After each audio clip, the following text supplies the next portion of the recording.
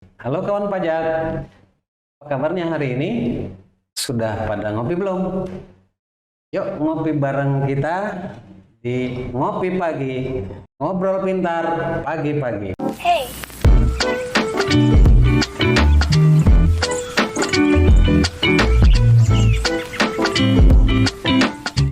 Ketemu lagi ya pada hari ini bersama saya Ismail, penyuluh pajak KPP Madya Batam. Masih di edisi transfer pricing yang sebelumnya pada episode sebelumnya sudah dibahas masalah transfer pricing, salah satunya adalah hubungan istimewa. Nah, bagaimana hubungan istimewa dan apa aja yang ada di dalamnya nanti kita bahas bersama narasumber kita yang pastinya cukup handal dan kita datangkan jauh-jauh nih. Nah, kita sambut bersama Pak Ahmad Amin. Selamat pagi Pak. Selamat pagi. Iya, selamat pagi kawan pajak. Nah, Bapak Amin ini adalah dulunya bertugas di KPP Madya Batam sebagai kepala kantor. Nah, sekarang beliau sudah diberikan amanah kembali kepala bidang data dan pengawasan potensi perpajakan di Kanwil DJP Sumatera Utara 1, gitu Pak Amin. Di Medan. Iya, di Medan. Nah, bagaimana Medan, Pak? Alhamdulillah sangat nyaman. menyenangkan juga kotanya. Siap. Kotanya lebih besar dibandingkan dengan Batam ya, dan Iya. lebih macet mungkin ya, lebih ramai gitu ya. Bener Pak, Iya. bener. Ya mungkin jalan-jalannya juga masih sempit-sempit Pak. Alhamdulillah sih sekarang sudah mulai banyak yang dibikin satu jalur gitu ya, Bang Mail ya. Oke, Mungkin siap. kalau Bang Mail nanti pulang udah banyak berubah tuh nanti. Ya kebetulan kawan pajak saya berasal dari Medan. Nah, mungkin nanti kita ngobrol bareng lagi di Medan bersama Pak Amin. Siap. Baik kawan pajak, kita flashback sebelum episode yang sebelumnya tentang Tipidok Pak. Ya. Dalam hubungan istimewa terkait transfer pricing, itu wajib pajak menyampaikan ikhtisar dokumen Pak dalam SPT tahunannya. Nah, itu ada dokumen induk dan dokumen lokal. Nah, pertanyaannya, ikhtisar tersebut apa saja Pak? Dokumen apa saja Pak? Ya. Baik kawan pajak ya, jadi sebagaimana tadi disampaikan oleh Bang Mail tadi terkait dengan kewajiban apa saja sih yang harus dipenuhi oleh wajib pajak yang memiliki transaksi hubungan istimewa ya. Jadi manakala wajib pajak memiliki transaksi afiliasi, yang pertama adalah mengisi SPT-nya tadi secara lengkap terkait dengan transaksi hubungan istimewa. Di dalamnya salah satunya adalah terkait dengan ikhtisar master file local file, ikhtisar dokumen lokal dan dokumen induk, gitu ya. Nah itu di dalam isian tadi itu ada checkmark-checkmarknya itu, dan ada items-itemsnya. Dokumen lokal ada 5 items, dokumen induk juga ada 5 items, dan di situ disebutkan kapan dokumen ini tersedia, gitu ya. Jadi kawan pajak mohon kalau nanti memiliki transaksi afiliasi, mohon untuk mengisi ikhtisar dokumen lokal dan dokumen induk dengan lebih akurat lagi. Di samping itu juga wajib mengisi lampiran 3A gitu ya, 3A1, Ya, Pak. 3A2 kalau dia punya transaksi dengan negara tax haven dan seterusnya. Jadi ada kewajiban di dalam SPT yang ditegakkan gitu ya. Lalu seperti apa sih dokumen lokal dan dokumen induk kan gitu ya? Iya, Pak. Ya. Ada satu lagi sebenarnya dokumen TP itu Bang Mail.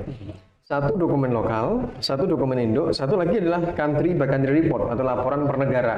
Oh, yang Gitu ya. CBCR ya, Pak? CBCR gitu ya. CBCR, ya. Nah, saya perlu infokan dulu apa itu dokumen lokal. Dokumen lokal adalah dokumen penentuan harga transfer terkait dengan transaksi yang dimiliki oleh perusahaan tersebut. Gitu ya. Misalnya punya transaksi penjualan, punya transaksi pembelian afiliasi, punya transaksi pembayaran bunga, punya transaksi pembayaran royalti, punya transaksi pembayaran jasa. Maka transaksi tersebut harus didokumentasikan penentuan harga transfernya di dalam dokumen lokal, gitu ya. Iya Pak. Nah, di situ ada metode TP-nya apa, pembandingnya apa dan seterusnya, gitu ya. Nah, di situ juga selain dokumen lokal ada dokumen induk. Dokumen induk itu apa? Dokumen yang berisi informasi mengenai grup usaha.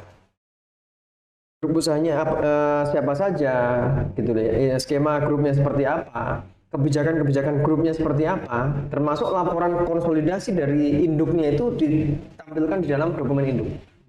Nah itulah namanya master file. Nah, adalah satu lagi mengenai country by country report. Nah, itu diwajibkan kepada perusahaan-perusahaan induk yang secara konsolidasi pada tahun sebelumnya memiliki omset 11 triliun atau lebih, gitu ya. Sehingga itu nanti ada format tersendiri itu dalam laporannya, gitu ya, yang menginformasikan sebenarnya kalau dia memiliki beberapa anak usaha di berbagai dunia, diinfokan bagaimana sih alokasi laba di masing-masing negara tersebut atau jurisdiksi tersebut. Kemudian fungsi apa saja yang dilakukan oleh masing-masing anak usaha di sananya, gitu ya. Misalnya gini, research and development itu di mana aja. Kemudian procurement-nya di mana saja, itu ada muncul di dalam dokumen CBCR. Lalu bagaimana dengan anak usahanya? Kalau anak usahanya, maka dia tidak wajib menyampaikan dokumen CBCR, tetapi wajib memberikan notifikasi DJP melalui e-CBCR, gitu ya, mengenai status siapa yang menyampaikan dokumen CBCR. Dalam notifikasi itu diinfokan yang menyampaikan dokumen CBCR itu siapa, di negara mana, gitu ya. Kalau seandainya anak usahanya ada di Indonesia, induknya ada di Singapura, misalnya, gitu ya, diinfokan, oh CBCR ini disampaikan oleh induk saya di Singapura. Itu cukup dilakukan seperti itu oleh anak usahanya. Jadi ada dokumen lokal, dokumen induk dari CBCR, seperti itulah kewajibannya. Dan nanti notifikasi ini akan mendapatkan tanda terima. Atau seandainya dia sebagai perusahaan induk akan menyampaikan atau mensubmit CBCR akan mendapatkan tanda terima. Tanda terima itulah dilampirkan di dalam SPT. SPT gitu. Tadi batasannya 11 triliun ya Pak ya untuk CBCR. 11 triliun untuk CBCR. Oke, gitu. Terus Pak, kapan waktu yang tepat nih untuk membuat dokumen penentu harga transfer dan kapan harus disampaikan Pak? Iya, jadi dokumen harga transfer itu harus tersedia atau sudah siap, gitu ya, 4 bulan setelah tutup tahun buku.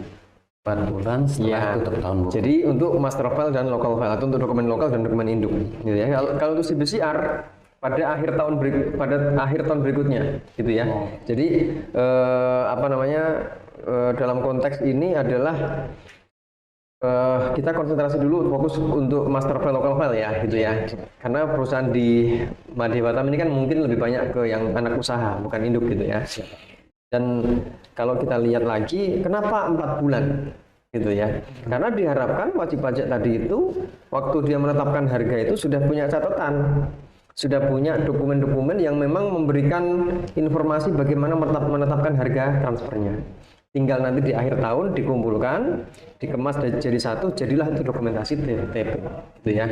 Itulah mengapa 4 bulan setelah tutup tahun buku, yang menginformasikan bagaimana penentuan harga selama setahun sebelumnya, gitu ya. Januari sampai dengan Desember, bagaimana penentuan harga transfernya, itulah didokumentasikan dalam dokumen TP yang harus tersedia pada saat 4 bulan setelah tutup tahun buku. Tapi tidak perlu disampaikan ke kantor pajak. Jadi 4 bulan itu hanya menyediakan. Ya. Disampaikannya adalah pada saat diminta oleh kantor pajak. Misalnya oleh AR akan meminta dokumen TP melalui surat oleh pemeriksa. Saat misalnya diperiksa, pemeriksa akan meminta dokumen TP. Dan disitulah sebenarnya saat di mana wajib pajak wajib menyampaikan dokumen TP tersebut ke kantor pajak. Berarti bukan di lampiran SPT ya Pak? Tidak, dokumen TP tidak dilampirkan dalam SPT, tetapi hanya dilampirkan ikhtisarnya saja. Makanya ada lampiran namanya ikhtisar dokumen lokal dan dokumen induk. Dokumen TP-nya sendiri nggak perlu dilampirkan, karena dokumen TP tadi itu sifatnya seperti pembukuan, Mas. Pertanyaannya, yang dilampirkan di dalam SPT itu pembukuannya atau laporan keuangannya? Kalau ada perusahaan secara umum, laporan keuangan. Laporan keuangan itu apa? Ikhtisar dari pembukuan dia, kan? Iya. Sama ini logikanya. Yang dilampirkan oleh wajib pajak di dalam SPT adalah ikhtisarnya. Dokumennya sendiri itu dikip oleh wajib pajak. Tetapi pada saat diminta oleh kantor pajak, misalnya dalam proses pengawasan atau proses pemeriksaan, maka harus diberikan. Sama seperti pembukuan biasa. General ledger, jurnal, bukti transaksi tidak perlu disampaikan oleh wajib pajak di SPT. Tetapi laporan keuangannya akan disampaikan saat diperiksa atau dilakukan pengawasan, diminta detail laporan keuangan berupa general ledger atau jurnal harus diberikan. Nah, seperti itulah logikanya itu, Pak. Oke. Gitu ya. Iya, Pak. Terus Pak ada sedikit ini Pak tentang prinsip kewajaran ya Pak ya. Nah itu adalah ex ante ya, pendekatan penetapan harga transfer Pak. Nah, itu ada yang saya tahu itu ada dua, satu ex ante itu pada saat transaksi dilakukan dan ada ex post, kan begitu Pak. Bolehkah Bapak memberikan gambaran Pak ya, jika wajib pajak tidak memenuhi prinsip ex ante itu apa risiko buat dia, buat wajib pajak? Mungkin sebelum masuk risiko ya, mungkin saya perlu infokan dulu nih bahwa apa namanya ex ante atau ex post ini terkait dengan pemilihan metode. Iya. Metode kan sudah kita bahas sebelumnya ya, Iya. gitu ya. Jadi pada intinya ex ante konsep adalah wajib pajak mendokumentasikan penentuan harga transfernya berdasarkan data informasi yang tersedia pada saat atau sebelum transaksi dilakukan. Jadi wajib pajak itu misalnya menentukan harganya 1.000. Kenapa 1.000? Kenapa bukan 1.500? Kenapa bukan 900 gitu ya? Itu pertimbangannya semuanya dituangkan dalam dokumen TP. Itulah namanya dokumen TP yang ex ante. Gitu. Beda dengan dokumen TP yang ex post. Ex post itu begini. Harganya 1.000, kemudian baru dicari pembanding mana ya yang kira-kira sebanding pada saat sudah tutup tahun buku, baru dicari pembandingnya, itu namanya ex post. Gitu. Jadi ex ante adalah konsep di mana dokumen TP tadi itu disusun, dibentuk berdasarkan data dan informasi yang tersedia pada saat transaksi dilakukan. Pembentukannya kapan? Bisa jadi setelah tutup tahun buku. Gitu kan? Iya Pak. Saya ingin tanya ke Bang Mail dulu nih, dokumen seperti laporan keuangan, itu dokumen ex ante atau ex post? Ex ante. Ex ante. Kenapa? Yang disusun adalah informasi yang terjadi pada saat transaksi tadi. Tapi disampaikan dalam bentuk laporan keuangan yang disusunnya mungkin setelah tutupan buku kan gitu. Iya. Sama dengan dokumen TP ini. Dokumen TP itu disusunnya mungkin tidak pada saat transaksi dilakukan. Tapi mungkin setelah tutup tahun buku. Tetapi informasi yang dituangkan dalam dokumen TP tadi itu berasal dari data informasi yang tersedia pada saat transaksi dilakukan. Jadi misalnya gini, perusahaan ini melakukan penentuan harga dengan metode cost plus atau TNMM full cost markup. Total COGS ditambah dengan operating expense ditambah dengan markup. Penentuan harganya misalnya cost plus markup 5%.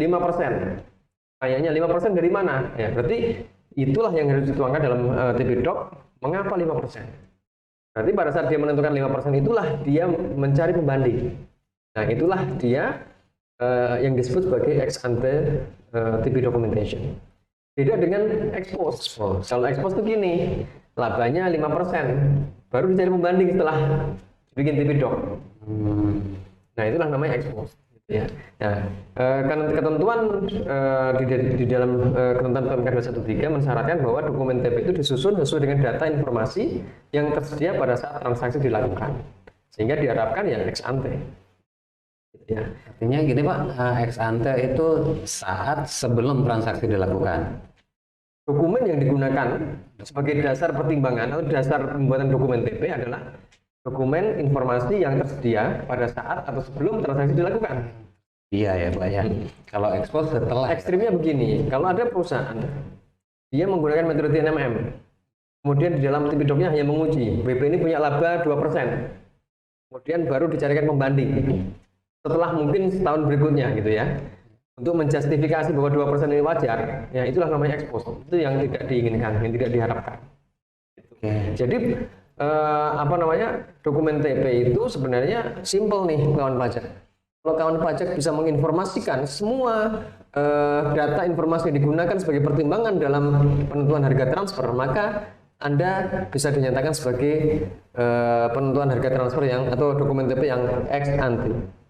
Tapi kalau kawan pajak sifatnya adalah menjustifikasi yang sudah terjadi, apa yang sudah terjadi atau yang sudah dibuat harga transfernya dengan mencari-cari pembanding, mencari justifikasi, itulah namanya expose, dan itu tidak diharapkan dari ketentuan yang ada. Nah, sebelum masuk ke yang lebih lanjut nih Bang Mail ya, perlu saya infokan juga bahwa dokumen TP itu seperti pembukuan ya. Kan tidak semua WP itu wajib pembukuan ya nggak? Siapa? WP yang kecil gitu kan, yang tidak mempunyai pembukuan, atau dia mungkin orang pribadi kan nggak wajib pembukuan kan, tapi dia wajib pencatatan kan gitu ya. Nah sama dengan TPDOC tuh, WP yang dia omsetnya kurang dari 50 miliar, ya, dia tidak wajib membuat dokumen TP. Bawah 50 miliar. Iya. Tapi kalau seandainya walaupun di bawah 50 miliar, tapi kalau dia punya transaksi penjualan barang berwujud lebih dari 20 miliar, atau punya transaksi pembayaran jasa, pembayaran bunga atau penghasilan bunga, atau royalti terkait dengan royalti lebih dari 5 miliar masing-masingnya, maka dia wajib membuat dokumen TP. Di samping itu kalau ada WP, walaupun dia kurang dari 5 miliar, kurang dari 50 miliar omsetnya, atau dia transaksi penjualan barangnya atau terkait dengan barang berwujud tadi kurang dari 20 miliar, atau dia transaksi terkait dengan jasa, royalti atau bunga kurang dari 5 miliar, tapi kalau transaksinya dengan negara yang tarif pajaknya lebih rendah dari Indonesia, maka dia juga wajib membuat dokumen TP. Jadi intinya tidak semua WP wajib membuat dokumen TP, terutama perusahaan-perusahaan yang kecil yang tidak memenuhi threshold tadi tidak wajib, tetapi juga harus diingat bahwa transaksi dengan negara yang tarifnya lebih rendah itu wajib membuat dokumen TP berapapun nilai transaksinya. Jadi konkretnya nih, Indonesia dengan Singapura tarif pajaknya lebih rendah mana? Singapura lebih rendah Singapura. Berarti berapapun transaksi yang ke Singapura harus dibuat dokumen TP-nya. Karena transaksi dengan pihak afiliasi yang memiliki yang di negara di mana tarif pajaknya lebih rendah daripada Indonesia. Gitu. Berarti ada batasan-batasan juga ya, Pak? Ya, itu nanti bisa dibaca di dalam PMK 213 tahun 2016. Oke Pak, tadi Bapak menyebutkan undang-undang tidak mengharapkan adanya ekspos, ya Pak. Ketentuan. Itu di PMK. Iya, pendekatan secara ekspos dan diharapkan wajib pajak tidak menggunakan pendekatan itu. Tapi tetap konsisten dengan peraturan, yaitu menggunakan data informasi yang tersedia pada saat dia transaksi. Oke Pak, kalau ini dibuktiin nih Pak, ternyata si wajib pajak itu menggunakan ekspos, pendekatan ekspos. Nah itu akibatnya apa tuh wajib pajak? Oke, sesuai dengan ketentuan PMK 213, maka apabila wajib pajak tidak menetapkan atau tidak menentukan harganya atau tidak mendokumentasikan harga transfernya secara ex ante, maka wajib pajak dianggap tidak menerapkan PKKU, tidak menerapkan prinsip kewajaran kelaziman usaha, gitu ya. Sesuai dengan ketentuan PMK 22 tahun 2020, pada saat wajib pajak tidak menerapkan PKKU, maka DJP punya kewenangan untuk melakukan koreksi. Jadi punya kewenangan untuk menguji lebih lanjut, punya kewenangan untuk melakukan koreksi kalau memang terbukti tidak wajar. Gitu ya.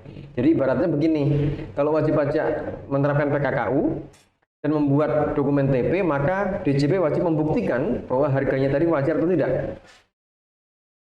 Kalau wajib pajak tidak menerapkan PKKU, maka DJP mempunyai kewenangan untuk menetapkan berapa wajarnya. Ini tentunya sesuai dengan prinsip kewajaran kelaziman usaha. Demikian ya, wajib pajak posisinya bukan DJP bukan yang membuktikan, tapi wajib pajak lah yang membuktikan apakah penentuan harga transfernya DJP ini wajar. Konsepnya beban pembuktian, gitu ya. Jadi saya harap atau kami secara terutama saya pribadi yang mungkin mengharapkan dari kawan pajak, ya ikutilah aturan yang ada. Buatlah dokumen TP secara ex ante, yaitu sesuai dengan data informasi yang tersedia pada saat transaksi dilakukan atau sebelum transaksi dilakukan. Kemudian tentukan harga transfer tadi itu sesuai dengan PKKU, gitu ya. Jadi inti dari ex ante adalah mendokumentasikan apa yang dilakukan pada saat menentukan harga transfer. Praktisnya kan begini ya, suatu barang berapapun harganya itu pasti ada pertimbangan kenapa harganya sekian. Gitu kan, nggak mungkin datang dari langit harganya kan, gitu ya. Benar. Nah, inilah yang harus dituangkan dalam dokumen TP. Dokumen TP yang seperti itu namanya dokumen TP yang ex ante. Menggunakan data informasi yang tersedia sebelum transaksi dilakukan. Ya kan? Independen kan pasti melakukan seperti itu kan? Apakah waktu menentukan harga transfer itu menggunakan data informasi setelah transaksi dilakukan? Enggak lah. sebelum transaksi kondisinya seperti apa dipertimbangkan untuk negosiasi kan gitu ya. Itulah independen. Makanya arm's length principle mengapa mensyaratkan demikian, karena kita ingin men-treat transaksi afiliasi itu as if transaksi independen. Makanya penentuan harga transfernya pun harus seperti independen melakukan transaksi, yaitu apa? Menggunakan data informasi sebelum transaksi dilakukan. Bukan setelah terjadi baru diuji, wajar nggak ya? Baru dicarikan pembanding, kira-kira labanya wajar apa enggak ya? Nah itu namanya bukan ex ante. Oke Pak, saya rasa kawan pajak semuanya sudah cukup jelas tentang pendekatan prinsip ex ante ya Pak. Sebenarnya adalah konsep ya. Konsep pendekatan dan ekspos tadi yang sudah dijelaskan secara rinci oleh Pak Amin. Nah, satu lagi Pak, bagaimana pengujian yang dilakukan DJP terhadap prinsip ex ante ini Pak? Ya, tentunya dalam menguji apakah harga transfernya tadi ditentukan secara wajar atau tidak sesuai dengan konsep ex ante, maka DJP akan atau pemeriksa atau AR akan menanyakan bagaimana wajib pajak menentukan harga transfernya. Tadi, harga transfer di invoice itu tidak muncul begitu saja, pasti ada pertimbangannya. Makanya, waktu saya dulu di Madya Batam, saya selalu dorong kepada AR atau kepada pemeriksa untuk bertanya kepada wajib pajak. Meminta sampel dulu kepada wajib pajak, sampel kontrak, sampel invoice. Misalnya invoice nih, harganya misalnya $100 per pieces. Kita akan bertanya, kenapa 100? Pertimbangannya apa? Pembentukan harganya dari mana? Itulah kita menguji ex ante. Bukan langsung mencari pembanding. Oke. Makanya waktu dulu di Madya Batam, saya bersama dengan teman-teman AR dan sistem pemeriksa, dispute-nya itu substansial. Apa itu? Ya, dari awal memang wajib pajak misalnya, ternyata pembentukan harganya tadi itu tidak wajar karena dia hanya menggunakan cost plus 1%. Nah, kalau 1% kita uji, ternyata wajarnya 10% ya kita koreksi, gitu ya. Kan melihat hasil akhirnya gitu. Nah, inilah yang menjadikan pendekatan kita sehingga bisa jadi dalam konteks tertentu wajib pajak itu menentukan pricing policy-nya. Jadi dokumen TP yang mempunyai ciri ex ante adalah dia mencantumkan apa pricing policy-nya. Itu bagaimana formula pembentukan harganya. Nah, formula tadi ini bisa jadi akan diuji dengan konsep ex ante tadi itu apakah konsisten untuk aktualnya. Misalnya dia bilang total cost plus 5%. Saya tanya, coba Pak, harga 100 ini cost-nya berapa? Apakah benar 5%? Sehingga ketemu 100. Nah, inilah yang kadangkala harus dibuktikan oleh wajib pajak. Ya, memang harus dibuktikan gitu. Dan seringkali malah justru ketemunya bukan seperti itu. Oh, ternyata ini cost plus 1%. Padahal di kontraknya pricing policy-nya 5%. Nah, kalau konsep ex ante ini dijalankan, saya yakin teman-teman AR fungsional pun nyaman. Karena apa? Tidak selalu akan mencari pembanding. Karena menguji dulu bagaimana pembentukan harganya, baru nanti kalau memang ini pembentukan harganya tidak wajar, baru cari pembanding gitu. Jadi stepnya adalah menguji atau melihat bagaimana WP menentukan harga transfernya. Nah, manakala ini penentuan harga transfernya tidak wajar, baru dilakukan koreksi gitu ya. Oke Pak, sudah cukup jelas ya kawan pajak semuanya tentang konsep ex ante tadi, dan expose sudah dijelaskan oleh Pak Amin dengan rinci, dengan contoh-contoh yang sangat gampang kita terima dan kita cerna. Terakhir nih Pak, saya minta Bapak untuk merangkum itu ya, Oke. supaya lebih mengingat lagi wajib pajak. Mengingat ya. Oke. Baik, terima kasih Bang Mel ya. Yang pertama, Bapak Ibu sekalian, kawan pajak, bahwa setiap wajib pajak yang memiliki transaksi afiliasi itu mempunyai kewajiban untuk mendisclose informasi transaksi afiliasinya di dalam SPT.